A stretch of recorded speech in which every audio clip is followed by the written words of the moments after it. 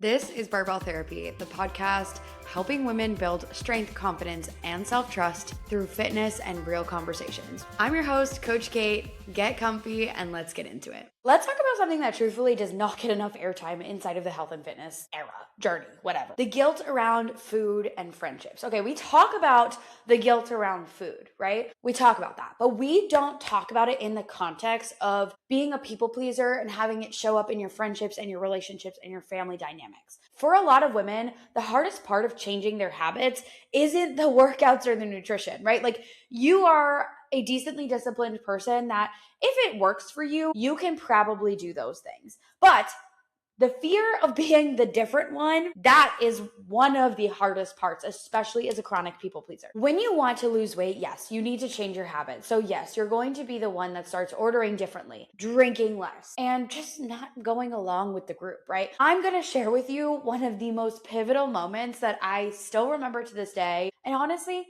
it kind of shakes me to my core when I think about it. I sat down with my best friend at the time and I ordered a burger. And the waitress said, "Fries okay?" And I was like, "Actually, can I have a side salad instead of fries?" Not really a big thing, right? Until it was months of her shaming me for this decision, okay? Not just at the dinner table that night, rolling her eyes at me, saying something along the lines of like, "Why do you have to do that?" or whatever, but then literally retelling this story to make fun of me to our friends in different groups, okay? They weren't even there. And this is kind of where I started to realize that really uncomfortable truth. I couldn't keep choosing between being liked and reaching my goals. And before you twist that into like cutting people off or setting harder boundaries, this isn't that type of podcast, and I'm like not that type of coach. I know that I talk about setting boundaries, but I'm never going to tell you to cut people out.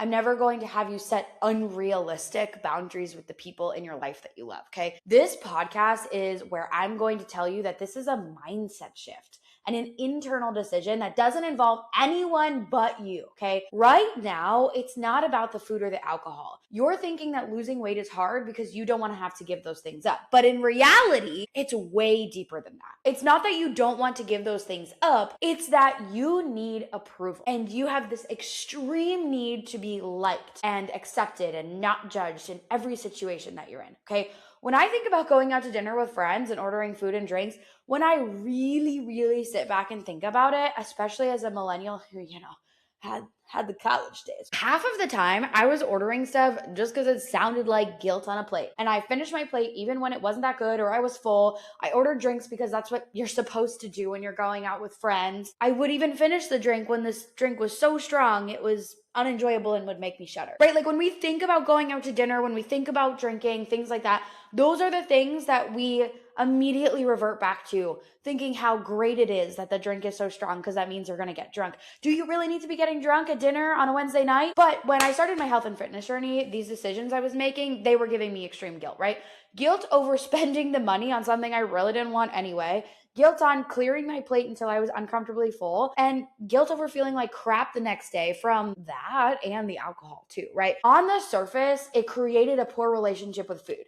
Guilt around my food choices. But on a deeper level, and this is what I want you to really take away from this episode, on a deeper level, that guilt is the disconnect between what you say you want and how you're choosing to show up, okay? That is how you've broken your self-trust up until this point. And this is the conflict so many of us live in, right? You say you want to feel better in your body, you want to lose weight, you want to improve your confidence and your energy, but you're making choices against that because you want to be easy and you want to be fun and you're terrified of feeling judged or different. So it's just one night. You don't want to make it a big thing and you'll get back on track tomorrow. But then it happens again and again and again. And that betrayal to yourself continuously adds up, right? Not because the pounds on the scale are changing, but because you're building this resentment towards yourself. This is not about building boundaries, but it's about being okay with being misunderstood. You have to accept that when you start making the best choices for yourself to change yourself for the better, you're going to make other people feel uncomfortable. They're going to project their own stuff on you. They're going to make comments and they're not going to fully get it. You're not doing anything wrong though. You're not being a bad person for choosing small moments to show up for yourself. You're just doing something new. And most people hate change, especially when it holds a mirror to them without you even really realizing that. Guilt is one of the heaviest emotions that we carry, but it's necessary because it creates moral change when it's needed, but it's also really freaking hard to overcome. Misguided guilt, though, makes you feel like you're hurting people when in reality, you're just breaking a pattern.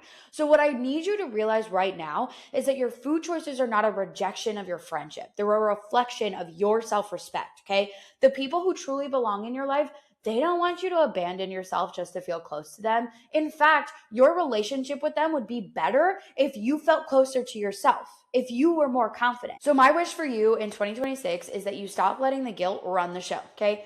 Learn to not feel the need to explain or justify your choices. Know that those choices don't mean you're boring or not a fun friend to hang out with. You may not need new friends, and you definitely don't need stricter rules around food, and you don't need to disappear socially in order to reach your goals, okay? You just need the courage to let your values lead, even when it starts to feel uncomfortable. That's not selfish, that's growth. And who knows, you might inspire your friends too.